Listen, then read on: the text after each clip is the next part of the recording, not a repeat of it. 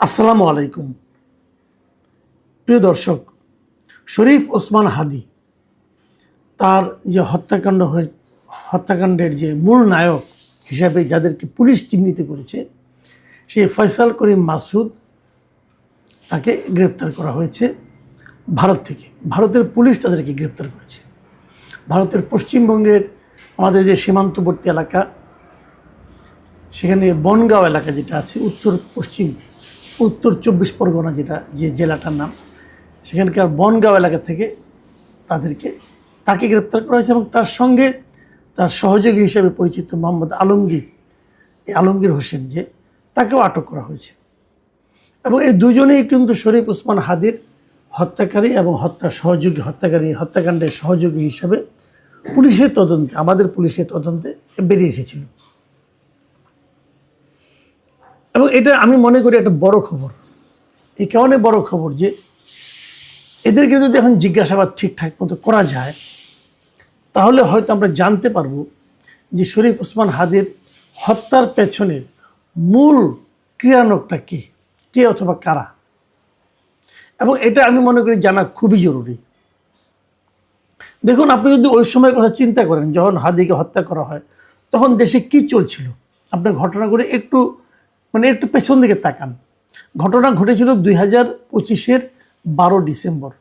ঠিক তার আগের দিন এই নির্বাচনের তফসিল ঘোষণা করা হয়েছিল, যে নির্বাচনটা আমাদের হয়ে গেল ফেব্রুয়ারিতে। নির্বাচনের তফসিল ঘোষণার ঠিক পরের দিন শরীফ ওসমান হাদীকে হত্যা করা হলো। এবং হত্যা করার পর যে দাবিটা সবচেয়ে বেশি জোরালোভাবে উঠল, সেটা হলো এখন নির্বাচন করা যাবে না, এখন দেশে নির্বাচনের পরিস্থিতি নেই। এবং শরীফ ওসমান হাদীর যে সংগঠন ইনকিলাব মঞ্চ, তারা তো বলাই শুরু করলো যে শরীফ ওসমান হাদীর বিচার সম্পন্ন হওয়ার আগে কোনো নির্বাচন হবে না। এবং এই দাবিতে তারা শাহবাগে কিন্তু অবস্থান নিল। সারা দেশে একটা হইচই পড়ে গেল। ওসমান হাদীর মৃত্যু নিয়ে কিন্তু রাজনীতি কম হয়নি, এবং সেই রাজনীতি ছিল বহুমুখী রাজনীতি। সেই রাজনীতির মাধ্যমে যে কাজগুলো করা হয়েছে বলে আমার কাছে মনে হয়, প্রথমত লক্ষ্য ছিল যে সেই রাজনীতির মাধ্যমে নির্বাচনকে পিছিয়ে দেওয়া। আরেকটা রাজনীতি ছিল সেই ইস্যুটাকে সামনে রেখে আমাদের 71-কে আরও অবমূল্যায়ন করা, 71-এ যারা মহানায়ক ছিলেন তাদেরকে অবমূল্যায়ন করা। এবং সেই অবমূল্যায়নের একটা নমুনাও আমরা দেখলাম যে ঢাকা বিশ্ববিদ্যালয়ের বঙ্গবন্ধু যে হল ছিল, বঙ্গবন্ধু শেখ মুজিবুর নামে যে ছাত্রদের যে হল ছিল, সেই হলের নাম চেঞ্জ করে তারা কিন্তু সেখানে শহীদ হাদীর নামে নামকরণ করেছে। আরও অনেক করেছে। আমাদের জাতীয় কবির সমাধির পাশে হাদীর কবর দেওয়া হবে, এই ধরনের একটা হুজুগ তুলে সেটাও করা হয়েছে। আমি হাদীর অবস্থানকে অবমূল্যায়ন করছি না। হাদী অবশ্যই একজন, আমার বিবেচনা, তার সঙ্গে আমার ব্যক্তিগত পরিচয় ছিল, তার সঙ্গে আমি একাধিক জায়গায় টকশো করেছি। আমার বিবেচনা হাদী একজন স্পষ্টবাদী লোক ছিল, এবং হাদী যা বলতো নিজের বিশ্বাস থেকে একটু অ্যারোগেন্সি ছিল, সেই অ্যারোগেন্সির সঙ্গেই সে কথা বলতেন। এটা নিয়ে আমার কোনো আপত্তিও ছিল না। এক একটা মানুষের টাইপ এক এক ধরনের হবে। হাদীর যে জিনিসটা আমি অপছন্দও করতাম, সেটা ওকে আমি বলেছিল ব্যক্তিগতভাবে, সে মাঝে মাঝে কিছু কিছু অশ্লীল শব্দও ব্যবহার করতো স্লোগানের সময়, মেঠো বক্তৃতার সময়।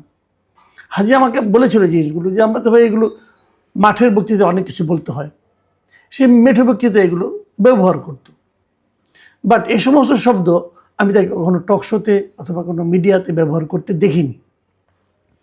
হাদীর যে দৃষ্টিভঙ্গি, হাদী অনেকেরই সমালোচনা করতেন। হাদী কিন্তু এনসিপির নেতৃত্বে সমালোচনা করেছেন।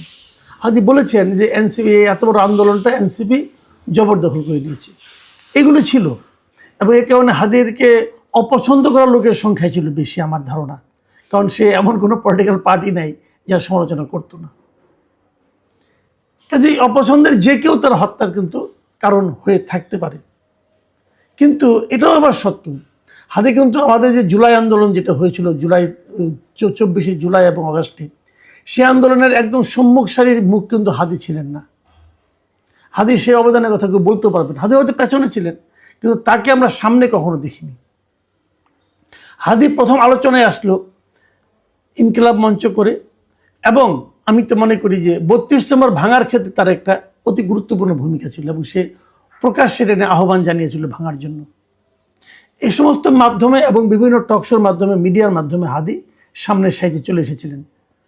এবং হাদি হত্যার পর হাদি যেন রাতারাতি আরও বড় মাপের একটা চরিত্রে পরিণত হলেন, অথবা তাকে বড় মাপের চরিত্র বানানোর চেষ্টা করা হলো।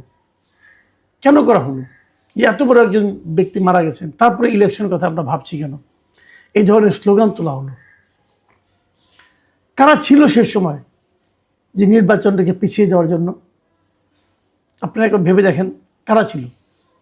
যারা ছিল তারা সেই চেষ্টাটা কিন্তু করেছে।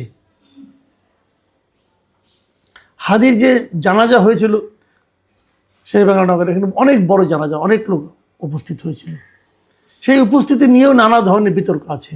বলা হচ্ছে একটা বিশেষ রাজনৈতিক দল তারা সারা দেশের নেতাকর্মীদের সেই জানাজায় অংশ নেওয়ার জন্য পরিচিত করেছিল, আহ্বান জানিয়েছিল। তাদের উপস্থিতিতে এটাকে বড় করে দেখানোর একটা প্রজেক্ট ছিল। এরকম অনেক কিছু কিন্তু ছিল। হাদিকে নিয়ে সরকারও বাণিজ্য কম করে নাই। হাদির ভাইকে একটা কূটনৈতিক পদে নিয়োগ দেওয়া হয়েছিল। যা হোক, অনেক কিছু হয়েছে হাদিকে নিয়ে। সেগুলো আলটিমেটলি সময়ের বিবেচনায় আগামীতে কতটুকু টিকে থাকবে, কতটুকু টিকে থাকবে না, এটা হয়তো সময়ই দেখা যাবে। কিন্তু সে আলোচনায় আমি এখন যাচ্ছি না। আমি যে আলোচনাটা করছি সেটা হলো যে এই ফয়সাল করিম মাসুদ এবং আলমগীরকে ধরা হয়েছে, ভারতের পুলিশ তাদেরকে ধরেছে। আমার ধারণা সরকার যদি ঠিকঠাক মতো তাদেরকে চায়, এবং যদি তাদের সঙ্গে যেহেতু আমাদের একটা বন্দি প্রত্যর্পণ চুক্তি আছে, আমরা হয়তো তাদেরকে আমাদের এখানে নিয়ে আসতে পারবো। যদি আমরা নিয়ে আসি, তাহলে আমি মনে করি এই হাদির হত্যা, হাদি নিহত হওয়ার পেছনে মূল কারণটা আমরা উদ্ঘাটন করতে পারবো। একটা কথা মাথায় রাখবেন, এই হাদি হত্যা মামলার মূল আসামি ফয়সাল করিম মাসুদ ও তার সহযোগী আলমগীর।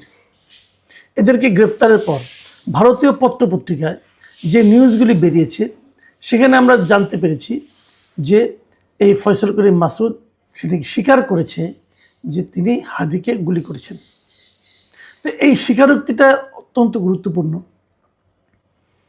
এবং এর মধ্যে আমি এটাও জেনেছি যে ভারতীয় পুলিশ তাকে 15 দিনের রিমান্ডে নিয়েছে। এই 15 দিনের রিমান্ডে নেওয়ার ফলে তারা এই 15 দিন তাদেরকে আরও অনেক জিজ্ঞাসাবাদ করবে, এবং সেই জিজ্ঞাসাবাদ থেকে আমরা আরও অনেক তথ্য হয়তো বা জানতে পারবো। কিন্তু সেটাই যথেষ্ট নয়, কারণ ওখানে কি জিজ্ঞাসা করবে, কি জানাবে, তারা কি বলবে, এর উপর নির্ভর করে আমি বলছি না। আমি বলছি ওটা একটা কারণ, ওটা একটা তথ্য হতে পারে। কিন্তু হাদিকে আমরা ফেরত পাবো বলে আমি আশা করি, কারণ ভারতের সঙ্গে আমাদের কিন্তু বন্দি প্রত্যর্পণের একটা চুক্তি আছে।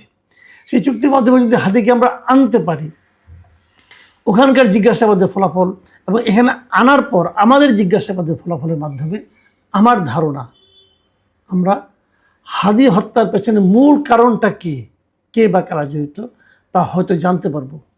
একটা কথা মাথায় রাখবেন, ট্রিগার যে টেপে সে খুনি, কোনো সন্দেহ নাই। কিন্তু এই ট্রিগার টিপের যে ব্যক্তিটা, সেই একমাত্র ব্যক্তি, এটাও সবসময় কিন্তু সত্য নাও হতে পারে। সেও ভাড়াটে খুনিও হতে পারে। তাকে হয়তো কেউ বিপুল অঙ্কের টাকা দিয়ে এই কাজটা করতে বলেছে। কে দিয়েছে টাকা, কে বা কারা দিয়েছে টাকা, সেটা হলো সবচেয়ে জরুরি প্রশ্ন। যে খুন করেছে, যে ট্রিগার টিপেছে, তার তো শাস্তি হবে। কিন্তু এই ট্রিগার টেপার জন্য যে তাকে প্ররোচিত করেছে অথবা যে তাকে নিয়োগ করেছে, তার শাস্তি তো আরও বড়। এবং সে কে এবং তার কী উদ্দেশ্য ছিল, এগুলো কিন্তু উদ্ঘাটন করা আমি মনে করি এই সময়ে একটা জরুরি কাজ। এরই মধ্যে কিছু কিছু ঘটনা আমরা সোশ্যাল মিডিয়ায় দেখতে পাচ্ছি, সেগুলো আমি একেবারে ইগনোর করতে বলবো না, বলবো সেগুলো আপনারা একটা মাথায় রাখেন। যেমন একজন সোশ্যাল মিডিয়ার খুবই একটা পরিচিত মুখ নীলা ইসরাফিল, তিনি একটা কথা বলেছেন। তার একটা ফটোকার্ড দেখলাম, তার পেজেই দেখলাম যে ওসমান হাদি হত্যাকাণ্ডের 2 অভিযুক্ত গ্রেপ্তার হওয়ার খবর সামনে আসার সাথে সাথে ইনকিলাব মঞ্চের জুমা তার ফেসবুক আইডি অফ করে দিয়েছে। কিন্তু কেন? এখন এই প্রসঙ্গগুলো কিন্তু আসছে, অনেকেই দেখলাম ফেসবুকে এটা নিয়ে আলোচনা করছে। এই যে জুমা যার কথা বলা হচ্ছে, সে ইনকিলাব মঞ্চের একজন ব্যক্তি। ইনকিলাব মঞ্চে আরও কয়েকজন ব্যক্তি আছে যা নাকি হাদির হত্যাকাণ্ড নিয়ে বিচারের জন্য রীতিমতো আপনার শাহবাগ বন্ধ করে দেওয়া, আন্দোলন করা, সরকারকে বিব্রত করা, এই ধরনের ঘটনা কিন্তু অনেকেই কিন্তু করেছেন। এখন সেই যারা করেছিল তারা অনেকেই কিন্তু এখন চুপ হয়ে আছে। আমি খুব বিস্ময়ের সঙ্গে লক্ষ্য করলাম যে হাদির হত্যাকারীকে যখন গ্রেপ্তার করা হলো এবং এই গ্রেপ্তারের পর যে ইনকিলাব মঞ্চ যারা এত আন্দোলন করলো তাদের কোনো প্রতিক্রিয়া দেখলাম না। তারা যে সন্তোষ প্রকাশ করবে কি করবে না আমি দেখিনি, আমার চোখে পড়েনি। অথবা জামাত ইসলাম বলেন, অথবা এনসিপির কথা বলবো না, জামাত ইসলামের কথা বলছি আমি তাদেরও কোনো পেজ, অথবা হাদি মৃত্যুর পরে কিন্তু জামাতের আমির পর্যন্ত এটা নিয়ে করেছিলেন, ওনারা ফেসবুকে লিখেছিলেন, পোস্ট করে দিয়েছিলেন। এখন কিন্তু সেরকম কিছু আর দেখছি না। এইগুলি কেন, সেগুলি কিন্তু আমি মনে করি যে দেখা দরকার। আর এই যে ফাতেমা তাসনিম জুমা যার কথা বলা হচ্ছে এবং যার দিকে অনেকেই বলছে যে উনিও নাকি এই ঘটনার পেছনে জড়িত থাকতে পারেন। একজন বলছে যে ফয়সাল গ্রেপ্তার হওয়ার সাথে সাথে নাকি জুমার তার মোবাইল সিম বন্ধ হয়ে গেছে, তার ফেসবুকে অ্যাকাউন্ট হয়েছে। এগুলি সত্য মিথ্যা আমি জানি না, এর মধ্যে অনেক কিছুই থাকতে পারে, কিন্তু সেগুলো কিন্তু আমি মনে করি বিবেচনায় নেওয়া দরকার। অনেক সময় এরকম ঘটনা আপনাদের নিশ্চয়ই মনে আছে যে ওই বরগুনায় একটা হত্যাকাণ্ড হয়েছিল, সেখানে মিন্নি নামে একটা মেয়েকে কীভাবে দেখা গেলো যে যিনি ওখানে সঙ্গে ছিলেন, যিনি ওনার প্রেমিকা ছিলেন, স্ত্রী ছিলেন যিনি, তিনিই নাকি পরে দেখা গেলো যে এটা মূল মাস্টার মাইন্ড। এখন এরকম কিছু হয়েছে কিনা আমি জানি না, আমি বলতে পারবো না, কিন্তু আমি মনে করি সমস্ত অপশনগুলি পুলিশকে এখন থেকে মাথায় রাখতে হবে। তা না হলে কী হবে, প্রয়োজনের সময় কিন্তু আপনি দেখবেন যে পাখি উড়ে গেছে। সেটা যেটাই হোক, যাই ঘটুক, কার মাধ্যমে কি ঘটেছে, কিভাবে চেইনটা কিভাবে ছিল আমি জানি না, হয়তো উদ্ধার হবে। কিন্তু আমার মূল বক্তব্য হলো যে এ ধরনের হত্যাকাণ্ড যাতে আর কখনো না হয়, যাতে পুনরাবৃত্তি না হয়, সেই দিকটা আমরা তখনই কেবল থামাতে পারবো যখন